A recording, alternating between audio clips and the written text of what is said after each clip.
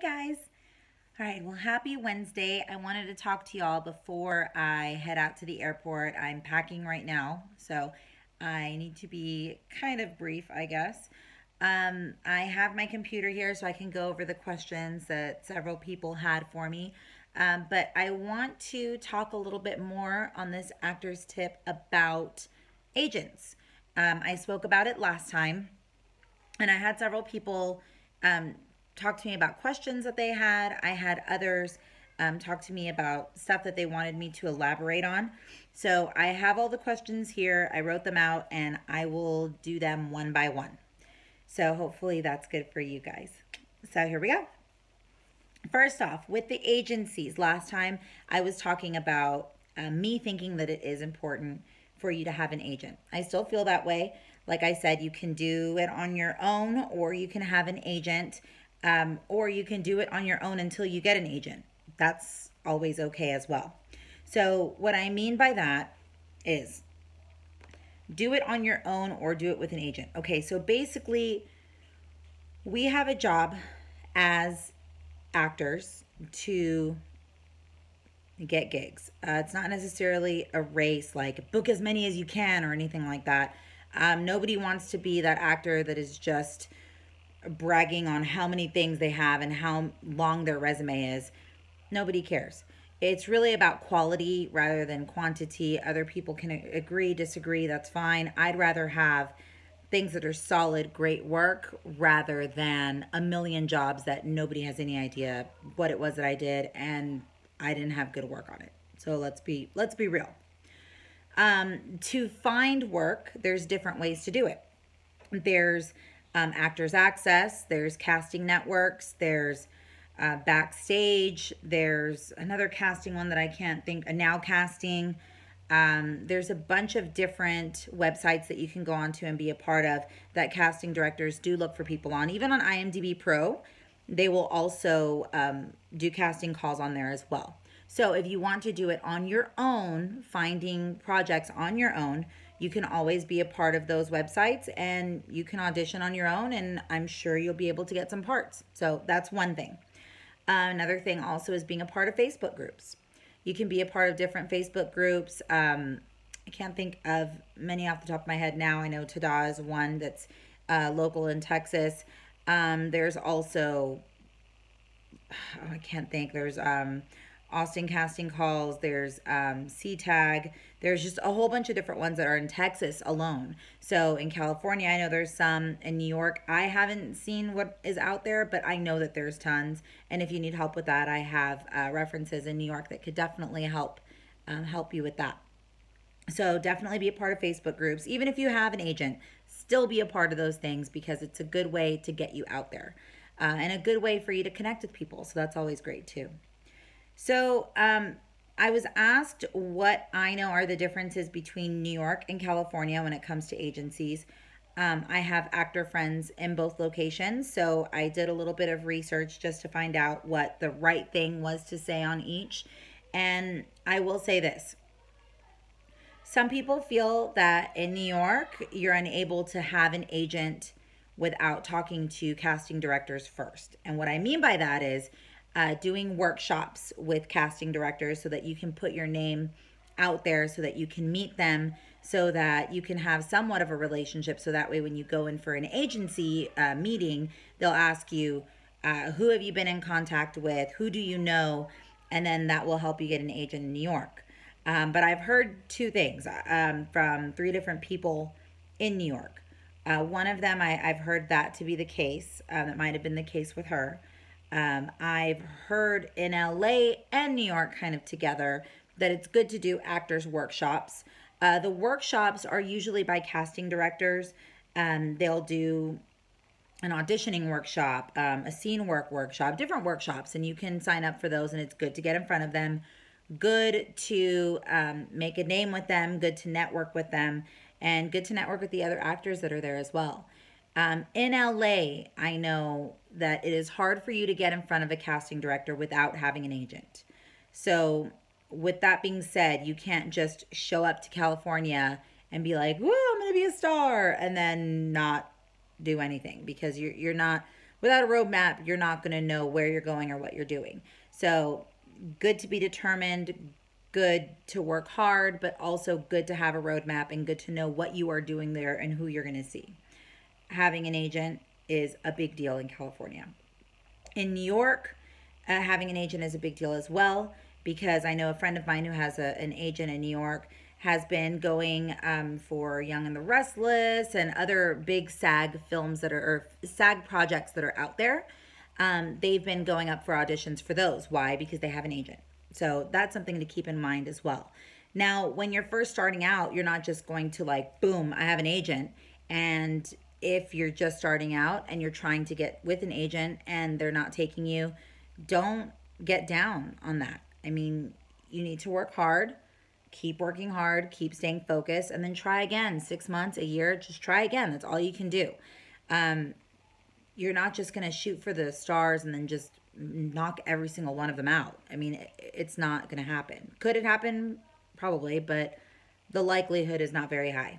So just keep working, keep staying focused, and you'll get there. Just don't give up. That's all I can say. Don't give up. So hopefully that answers the New York and California question. Is it important for you to have an agent out there?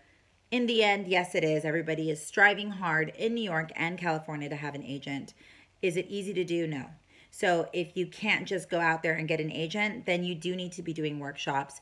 You do need to be talking with other actors. You do need to be in these separate groups, and you do need to try and get in front of as many people as you can. As you're doing that, and once you do that, then maybe you can get an agent from there. Either way, having an agent is important, especially out there. Benefits of having one, I think I already talked about that. When you're meeting with an agent, what are good questions that you should ask? Well, what I usually tell my friends what I usually tell my friends that are going to be speaking to an agent. Actually, I have one that's going to be speaking to an agent. You need to ask the right questions for you. So, for instance, for me personally, what I want in my career, I want to do TV, film, commercials. I like to model as well, and I do voiceover. That is me. It may not be you, and it might be you, might not. I don't know, but that's me. So for me, and my top goal is to have work in California. So for me, when I talk to an agency, I ask them questions like, do you ever get auditions in California? If I go to California, would you be able to get me auditions? Do you focus more on modeling, more on acting, more on voiceover? If it's all, fantastic. What kind of projects have you landed here? And when you're local in Texas, do you also have auditions in Louisiana and Atlanta? What projects have you all landed out there? How often do you get called on those? Do you expect me to go out to Louisiana? Do you expect me to go out to Atlanta? Would I be able to do self-tapes? And if so, what do you expect from me? Money-wise, how much does it cost for me to be in this agency? How much will it cost me per year? How much is your percentage? What happens if I find my own project? Do you need to be paid for that? Do you not? What's on the contract for that? Those are the main questions that I ask. Also exclusivity too. If I sign with you, let's say I'm signing with you in Houston. If I'm signing with you in Houston, does that mean that I'm exclusive to you in all of Texas? Does that mean I'm exclusive to you in Texas, Louisiana, Atlanta, everywhere? You definitely want to ask those questions, because if it's an agent that you don't really feel super comfortable with and now you're exclusive to them completely, you may have just shot yourself in the foot. So definitely ask those questions. What is good to have on a reel, and do I need one? Do you need a reel? In the end, yes. Starting out, yes. I mean, it's always good to have a reel, but of course you're not going to have a reel when you're first starting out. I didn't have a reel when I first started out. I had to work up to it, but I definitely worked on getting one. So I worked with friends of mine. I networked, spoke with other actors, some that are good at camera work, some that are good at writing scenes. And and we just collaborated together and did stuff for both of our reels. It was pretty good. I actually just helped a couple friends of mine with their reel a few weeks ago, and it was really good. So you're never too good to help people with their reel. I will tell you that. And after you have one, you always want to update it so that way you could stay true to what work you have done. The reason why I say it's important to have a reel is because that's the fastest, easiest way to see your work.